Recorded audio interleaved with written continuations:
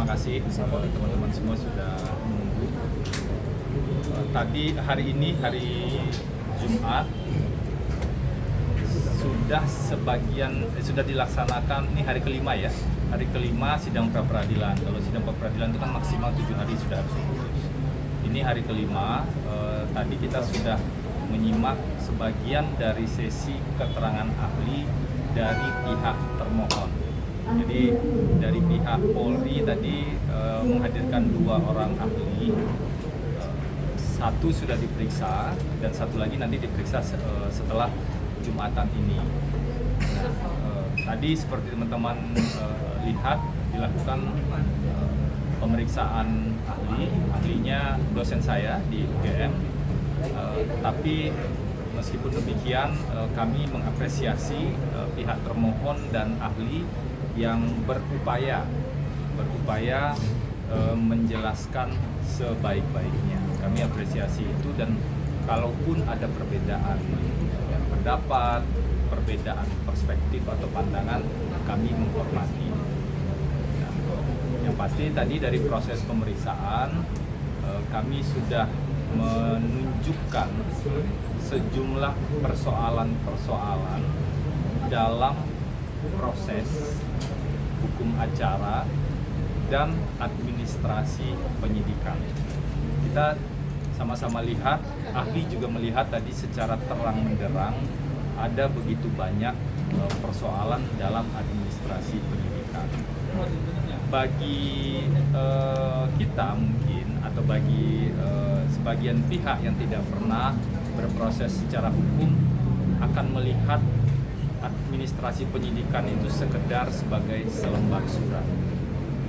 Tetapi dalam konsep hukum acara kita, dalam konsep perlindungan hak asasi manusia, justru administrasi yang benar, hukum acara dan prosedur yang benar itu adalah benteng dan fondasi penting perlindungan hak asasi manusia secara seimbang. Memastikan proses hukum berjalan secara benar, memastikan administrasi penyidikan atau penanganan perkara itu benar, itu adalah bagian penting dari proses hukum yang tidak boleh dilakukan asal-asalan, tidak boleh dilakukan, kalau ahli bilang tadi harus dilakukan dengan sangat hati-hati. Nah, kami tunjukkan, dan ahli mengakui banyak yang tidak hati-hati atau kurang hati-hati di sana. Jadi kami sudah tunjukkan contohnya yang paling sederhana, ada persoalan dan kesalahan dalam surat perintah penyidikan. Bukan satu kesalahan, bukan 2 kesalahan, tapi lebih dari itu. Kalau totalnya seluruh yang kami identifikasi persoalannya ada 30. Jadi kalau ada yang bilang 1-2 masalah tidak apa, tetapi bagaimana kalau 9 atau 30 masalah? Nah, itulah yang kami harapkan nanti bisa diuji dalam rangkaian proses persidangan ini. Isu yang lain yang juga kami tunjukkan tadi secara jelas, secara jernih adalah bahwa ternyata surat perintah penggeledahan nomor 3006, jadi ada 2 surat perintah penggeledahan ya, yang spesifik menyebut wilayah rumah saudara Tatang di Sentul, itu adalah surat perintah penyidikan nomor 3006.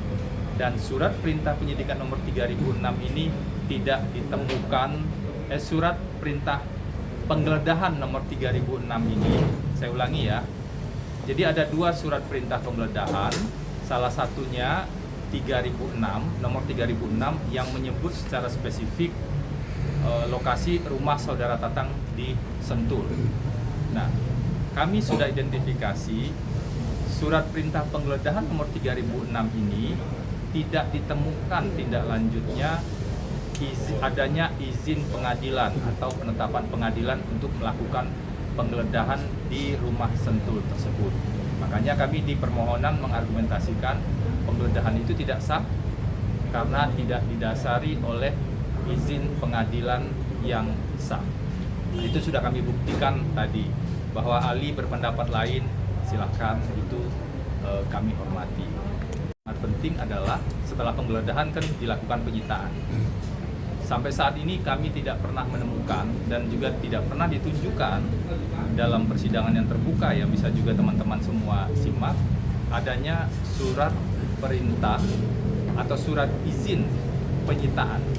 Jadi itu surat izin penyitaan dari pengadilan, itu tidak pernah teridentifikasi dan tidak pernah ditemukan sampai saat ini. Padahal di KUHP, di hukum acara pidana, itu diwajibkan adanya izin penyitaan dari pengadilan. Sekali lagi, ini bukan sekedar soal selembar kertas, tapi tentang hak azazi yang wajib dilindungi, dan itu jelas sekali mulai dari konstitusi jaminannya sampai dengan di undang-undang. Isu yang lain terkait dengan pemeriksaan calon tersangka secara implisit. Kami tadi memahami apa yang dijawab oleh ahli. Ahli mengatakan sebenarnya idealnya demikian, ada pemeriksaan calon tersangka, tapi dalam praktik bisa berbeda. Nah, justru poin utama itu menurut kami itu akan menguatkan permohonan kami. Kenapa? Karena kita tidak sedang membenarkan praktik, kita sedang menegakkan hukum dan konsep ideal agar praktiknya benar. Kalau praktiknya berbeda dengan yang ideal, itu jelas praktiknya jadi tidak benar dan tidak sah.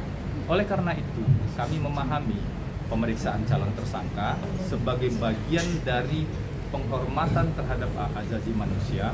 Dulu saja sebelum KUHP baru itu diwajibkan, tegas MK mengatakan. Apalagi setelah KUHP baru, di mana ada perubahan mendasar, penghormatan yang lebih kuat terhadap hak asasi manusia, tentu saja nilainya, normanya tidak bisa dikesampingkan, bahkan harus lebih ketat.